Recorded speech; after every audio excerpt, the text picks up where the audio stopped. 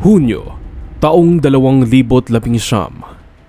Hating gabi na nang marinig ni Rachel Cabrera, 38 anyos, ang tunog ng cellphone na nakapatong sa lamesa sa tabi ng kama. Nang sagutin niya, boses ni Jonathan ang asawa niyang Seaman ang bumungad. Malamig at walang emosyon. Sa maikling usapan, sinabi nitong gusto na niyang makipaghiwalay. Walang malinaw na paliwanag. Pagkatapos noon ay naputol na ang usapan. Pilit na hinihingi ni Rachel ang dahilan. Nagmakaawang huwag silang iwan, ngunit hindi na tumugon muli si Jonathan. Sa loob ng silid, maririnig ang mahihinang paghikbi ni Rachel habang nasa kabilang kwarto ang kanilang mga anak. Mahimbing na natutulog at walang kamalay-malay sa pagkawasak ng kanilang pamilya. Bumalik sa isip ni Rachel ang mga taon ng kanilang pagsisimula. Noong taong 2003, sa Cebu, siya ay isang graduating student sa kursong education, working student sa isang bakery para tustusan ang sariling pag-aaral. Noon ay kasintahan niya si Jonathan. Nanliligaw sa kanya at sinagot niya ito. Nag-enroll sa maritime, ngunit makalipas lamang ang isang semester ay na-drop out at hindi na pumasok. Mas pinili niyang tumambay dahil wala itong hilig sa pag-aaral. Habang si Rachel ay abala sa trabaho at pag-aaral, nakita niya kay Jonathan ang kakulangan ng determinasyon na matagal na niyang hinanap sa isang kapareha. Ngunit sa halip na iwan niya ito, tinulungan niya. Siya ang nag-udyok sa lalaki na bumalik sa klase. Nag-enroll at sumubok muli sa mga panahong kapos si Jonathan sa panggastos. Si Rachel ang nagsasakripisyo. Nagbenta ng sariling cellphone, nagsangla ng hikaw at naglaan ng bahagi ng allowance upang mapunan ang tuition ng lalaki. Habang siya ay nagtuturo na sa isang private elementary school, si Jonathan ay unting-unting nakapagtapos. Para kay Rachel, ang tagumpay ni Jonathan ay parang tagumpay na rin niya. Siya ang naging sandigan, tagapayo at inspirasyon sa lahat ng hakbang ni Jonathan.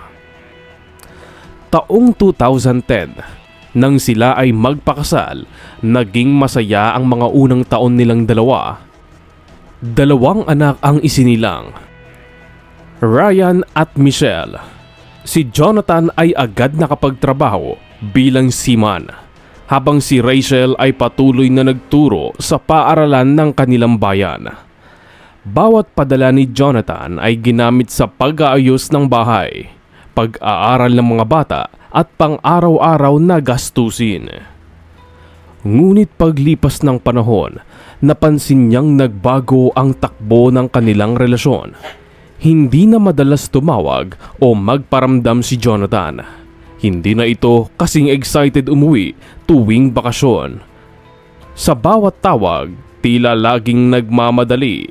At nang tuluyang dumating ang gabing yon, ang tawag na sumira sa lahat ng pangako, doon lang niya napagtanto na matagal na pala siyang nag-iisa. Sa mga linggong sumunod, matapos ang tawag na yon, parang wala sa sarili si Rachel Cabrera. Hindi pa rin siya tumigil sa pagkayod at pag-aalaga ng mga anak. Sa kabila ng sakit, inisip pa rin niya ang kapakanan ng mga anak. Dinala niya ang usapin sa barangay upang ipatawag si Jonathan sa pamamagitan ng legal mediation. Sa harap ng opisyal, dumating ang mga magulang ni Jonathan bilang kanyang kinatawan. Sa paghaharap sa barangay ay tumawag si Jonathan gamit ang telepono habang nasa trabaho. Nagkasundo silang magpirma ng kasulatan. 30,000 buwanang sustento para kina Ryan at Michelle. Kapalit ng kondisyon na hindi siya isusumbong sa Maritime Agency upang hindi siya matanggal sa trabaho. Tinanggap ni Rachel ang kasunduan, hindi dahil pabor siya, kundi dahil alam niyang yun lang ang tanging paraan upang mapanatili ang suporta para sa mga bata. Ngunit sa paglipas ng mga buwan ay hindi nasunod ang kanilang usapan. Minsan kalahati, minsan ay wala. Ang mga dahilan ni Jonathan ay laging pareho: delayed ang sahod, masama ang kalagayan sa barko, o may bigla ang gastusin. Napagod si Rachel dahil parang nanlilimos siya sa lalaking piniling talikuran ang kanyang pamilya.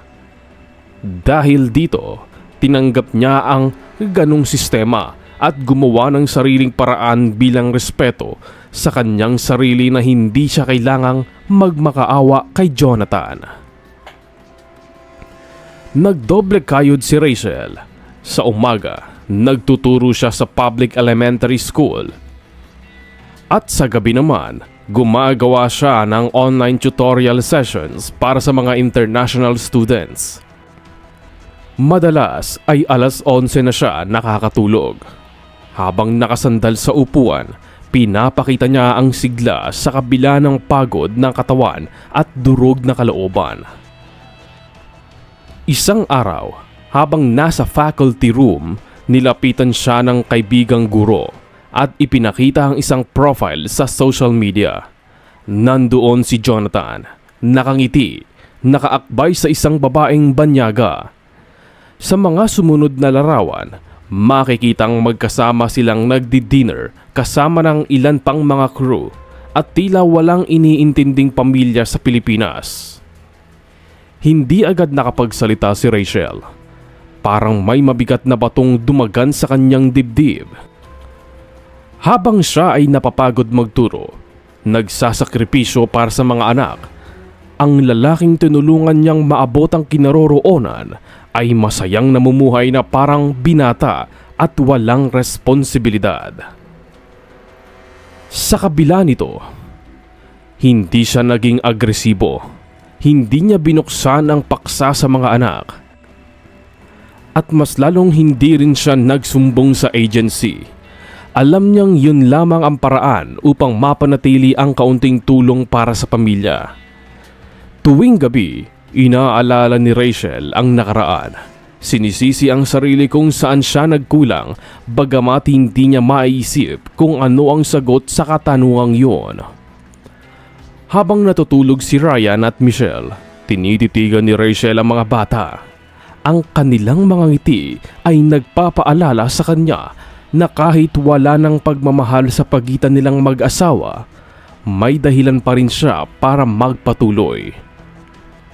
Ngunit sa ilalim ng lahat ng yon, unti-unti nang tumitindi ang galit na matagal niyang pinipigil.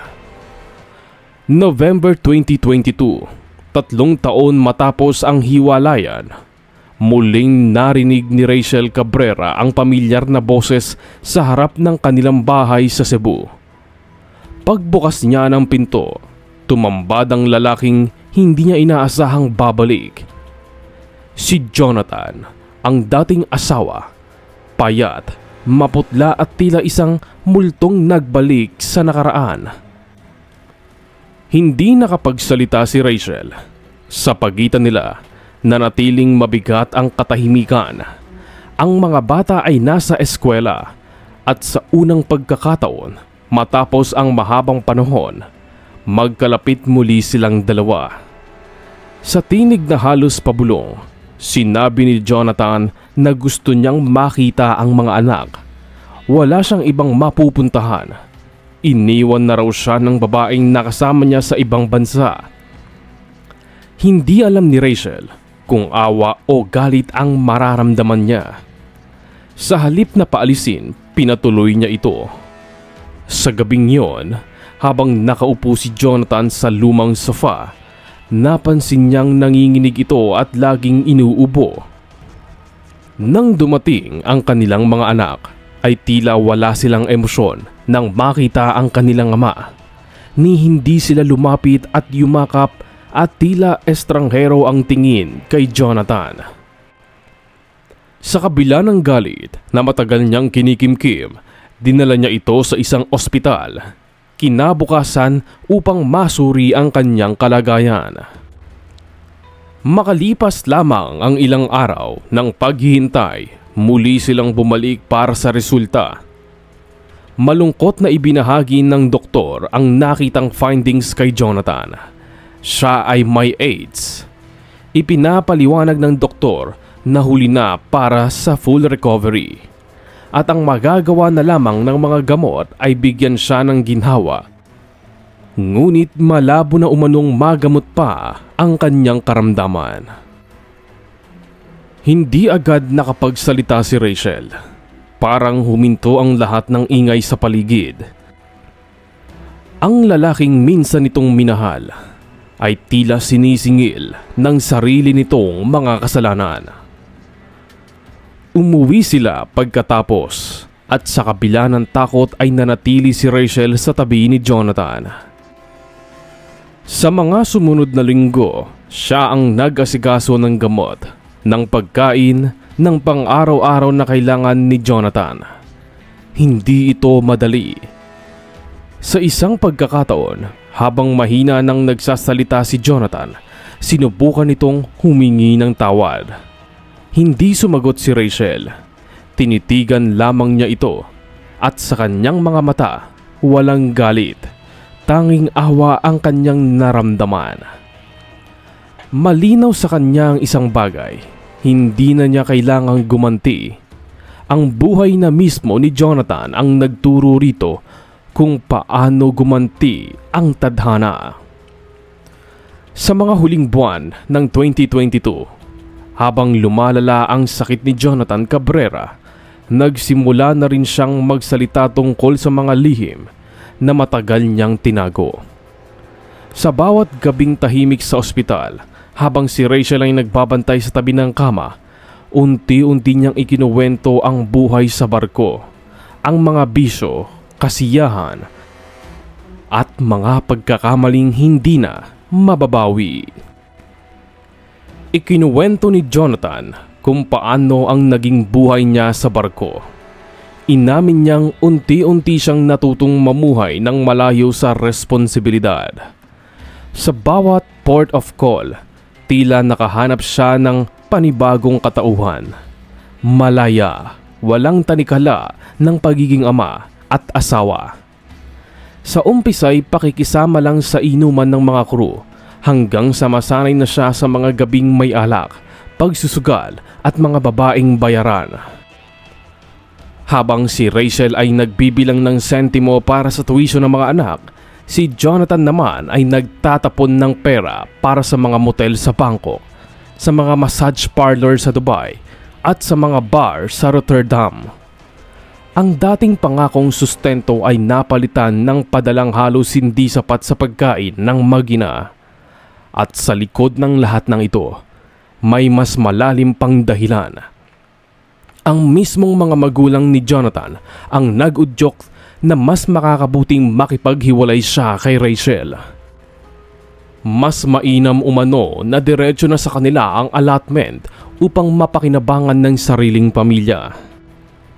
Sa huli, hindi ang pagiging seaman ang sumira kay Jonathan, kundi ang desisyong kalimutan kung sino siya bilang ama at asawa. Habang pinapakinggan ang mga boses ng iba na may pansariling interes. Sa sumunod na mga araw, dumaan sa routine test sina Rachel at ang mga bata upang malaman kung nahawa ba sila ng sakit na posibleng nadala ni Jonathan noon mula sa barko. Sa tensyong bumalot sa ospital, halos hindi huminga si Rachel habang hinihintay ang resulta. Nang lumabas ang papel, iisa ang nakasulat sa lahat ng pangalan. Non-reactive. Hindi siya nahawa at ganoon din ang mga anak at dito siya nakaramdam ng ginhawa. Ibig sabihin, nakuha ni Jonathan ang sakit matapos silang magkahiwalay. Bawat gabi tinitingnan ang lalaking nakahiga sa kama na unti-unting nauubos ang lakas. Sa halip na puot, awa na lamang ang nararamdaman niya. Enero 2023, sa ospital ng Cebu City, tuluyan nang bumigay ang katawan ni Jonathan Cabrera. Sa tabi niya, naroon pa rin si Rachel, tahimik, nakaupo. Hawak ang kamay ng lalaking minsan niyang minahal. Sa huling sandali, walang salitang lumabas sa bibig ni Jonathan. Tanging isang mahina at mabagal na paghinga na sinundan ng katahimikan. Matapos ang libing ni Jonathan, hindi pa rin tuluyang nakahinga si Rachel. Sa halip na maayos na transition ng mga naiwan nitong mga ari-arian, isang panibagong laban ang sumalubong sa kanya. Iniharap ng mga magulang ni Jonathan ang kanilang pagtutol sa pagkakaloob ng mga ito kay Rachel at sa kanilang mga anak. Giit ng mag-asawang Cabrera, simula pa noong makipaghiwalay si Jonathan kay Rachel ay wala na itong karapatan sa anumang naipundar ng kanilang anak. At dapat nilang ibalik sa kanila ang bahagi ng lupa at ipon na naiwan. Nagsampa sila ng petisyon for partition and recovery of property sa family court. Sabay sabing sila raw ang dapat makinabang bilang mga biological parents. Ngunit matatag ang naging tugon ng abogado ni Rachel. Iprinesenta nito ang marriage certificate, birth certificate ni Ryan at Michelle, pati na rin ang mga bank record, insurance documents at employment records ni Jonathan na malinaw na nagpapakita na legal at aktibo pa rin ang estado ng kanilang pamilya hanggang sa huling taon ng buhay ng seaman. Pinatunayan din ng barangay mediation record na walang formal na annulment o legal separation ang naganap. At ang usaping hiwalay ay parang pagsalita lamang at hindi kinikilala ng batas. Hindi rin pinaboran ng korte ang mga alegasyon ng mga magulang na sila raw ay may verbal agreement ni Jonathan. Dahil walang dokumento o testigo ang makapagpapatunay nito. Sa huli, pinagtibay ng hukuman na si Rachel at ang kanyang mga anak ang may buong karapatan sa estate ni Jonathan bilang mga primary legal heirs. Mula sa hatol na ito, naipasa kay Rachel ang titulo ng maliit na lote sa Cebu, pati ang bank account, insurance payout at mga benepisyong hindi pa nawi-withdraw sa agency ni Jonathan. Bagamat masakit maranasan ang pagtutol ng pamilya ng lalaking minsan niyang minahal, para kay Rachel, ito ay isa lamang dagdag na hamon sa kanyang muling pagtindig bilang isang ina at haligi ng tahanan. Lumipas ang mga buwan at unti-unting naghilom ang sugat na naiwan ni Jonathan. Si Rachel ay naging schoolhead sa paaralang kanyang pinagtuturuan. Si Ryan at Michelle ay malapit na ring makapagtapos sa high school. Parehong may pangarap at direksyon ng buhay. Kahit hindi buong pamilya ay natagpuan ng tatlo ang kasiyahan dahil hindi kailanman ipinaramdam ni Rachel na may kulang o hindi sila kumpleto. Sa huli, ang kwento ni Rachel ay paalala sa ating lahat na ang tunay na pagmamahal ay hindi na susukat sa mga salitang binibitawan sa simula, kundi sa paninindigan sa gitna ng hirap, tukso at distansya. Maaaring masaktan, maloko o maiwan, pero hindi dapat mawala ang respeto sa sarili. Hindi kailangang gumanti dahil minsan tadhana ang kusang maniningil. Sa huli, pinatunayan ni Rachel na kahit iniwan at niloko, hindi siya nawalan ng dangal. At para sa bawat ina, asawa o taong iniwan at sinaktan, may pag-asa pa rin. Basta piliin ang tamang laban at huwag hayaang sirain ng iba ang kabutihang nasa puso.